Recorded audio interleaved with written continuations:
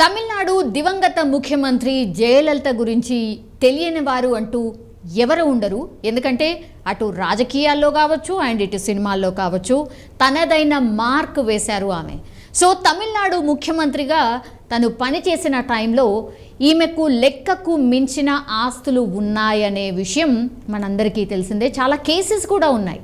So ఆమె మరణించిన సమయంలో కూడా ఎన్నో ఆస్తుల వివరాలు కావచ్చు, లేదంటే బ్యాంక్ బ్యాలెన్స్ గురించి కూడా చాలా వరకు చర్చ జరిగింది.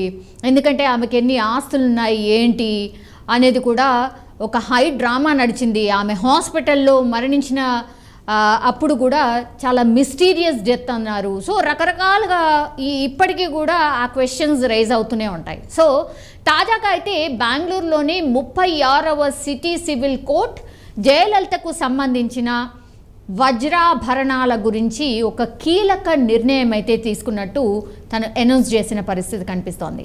జయలలితకు చెందినటువంటి 27 కిలోల బంగారం అండ్ వజ్రాభరణాలను ఈ ఏడాది మార్చ్ 6, 7 తేదీల్లో రాష్ట్ర హోంశాఖ కార్యదర్శికి అప్పగిస్తామని బెంగళూరులోని 36వ సిటీ సివిల్ కోర్ట్ సోమవారం అయితే ఒక ప్రకటన జారీ చేసింది. ఐ రిపీట్, తనకి ఎన్ని ఉన్నాయి? 27 కిలోల బంగారం అండ్ వజ్రాభరణాలు ఉన్నట్టు తేల్చారు. సో అవినీతి కేసులో అయితే జయలలిత దోషిగా తేలి 4 ఏళ్ల జైలు శిక్ష కూడా అనుభవించింది. దాదాపు 10 ఏళ్ల తర్వాత, ఆమె మరణించిన తర్వాత 7 ఏళ్ల తర్వాత ఈ నిర్ణయం తీసుకోవడం ఇప్పుడు చర్చకు దారితీస్తోంది. యాక్చువల్లీ జయలలిత చరాస్తులు కావచ్చు, లేదంటే స్థిరాస్తులు కావచ్చు, వేలం వేయడమే ప్రత్యేక కోర్టు ప్రస్తుత విచారణలో ఉంది. ఇంకా కూడా వేలం కావాల్సిన వాటి కూడా ఇంకా కూడా పెండింగ్లో ఉన్నటువంటి పరిస్థితి కనిపిస్తోంది. ఇప్పుడు ప్రస్తుతం కేవలం ఆభరణాలకు సంబంధించి వేలం వేస్తే కోర్టు ఆమె స్థిరాస్తులను వేలానికి తీసుకురాబోతోంది నెక్స్ట్ కూడా. సో ఆభరణాలు వేలం వేస్తే ఎంత? 27 కిలోల బంగారం అండ్ వజ్రాభరణాలు అయితే బయటపడ్డాయి. అండ్ ఆమె మిగతా ఆస్తులు కూడా వేలం వేయాల్సి ఉంది. అక్కడ ఇంకెంత వాల్యూ ఆఫ్ మనీ వస్తుందో చూడాల్సిందే. అయితే 20 కిలోల నగలను అయితే అమ్మడం లేదా వేలం వేయడం ద్వారా జరిమానా ఏదైతే వసూలు చేయాలో అది చేస్తుంది. అండ్ దాని తర్వాత 7 కిలోల ఆమె తల్లి నుంచి వారసత్వంగా ఏదైతే బంగారం వచ్చిందో వాటిని భావించి అయితే మిగతా ఇందులో నుంచి మినహాయించడం జరిగింది. సో 27 కిలోలు ఏవైతే ఉందో ఆమె లెక్క ప్రకారం అయితే క్యాల్కులేషన్ ప్రకారము ఆమెకు ఉన్నటువంటిది 27 కిలోలు ఏదైతే ఉంటుందో అది మాత్రం గవర్నమెంట్కి వెళ్ళబోతోంది. కానీ తల్లి నుంచి వారసత్వంగా చాలామందికి అంటే వాళ్ళ తల్లిగారి నుంచి వచ్చినటువంటి బంగారం ఏదైతే ఉంటుందో అది మాత్రం దీంట్లో నుంచి మినహాయించేశారు. సో జయలలితకు ఖాతా ఉన్న క్యాన్ఫిన్ హోమ్స్ లిమిటెడ్ సోమవారం అయితే బెంగళూరులోని ప్రత్యేక కోర్టుకు దాదాపు 60 లక్షలు కూడా అందజేసింది.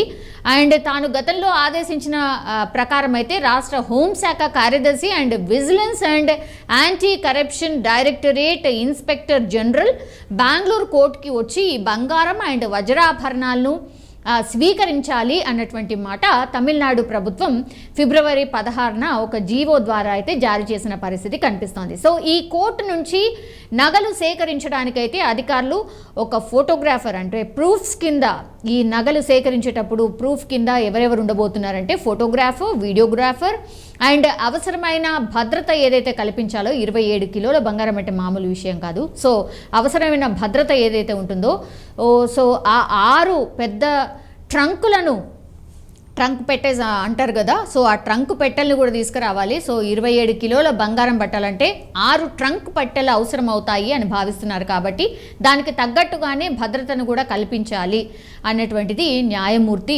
చెప్పినటువంటి సిచ్యువేషన్ కనిపిస్తోంది. సో నగలనైతే తమిళనాడు రాష్ట్రానికి అప్పగించేందుకైతే ఆ 2 రోజుల్లో పోలీసులు ఎవరైతే ఉంటారో స్థానిక పోలీసులు అవసరమైన భద్రతను ఏర్పాటు చేయాలి. సో ఎక్కడి నుంచి ఎక్కడికి ట్రావెల్ చేసినా సరే ఆ పూర్తిగా ఆ రోడ్వే కావచ్చు ఆర్ ఎయిర్వే కావచ్చు బై ఎనీ మీన్స్ ట్రావెల్ చేసిన మొత్తం దానికైతే పోలీసులు భద్రత కల్పించాల్సి ఉంటుంది.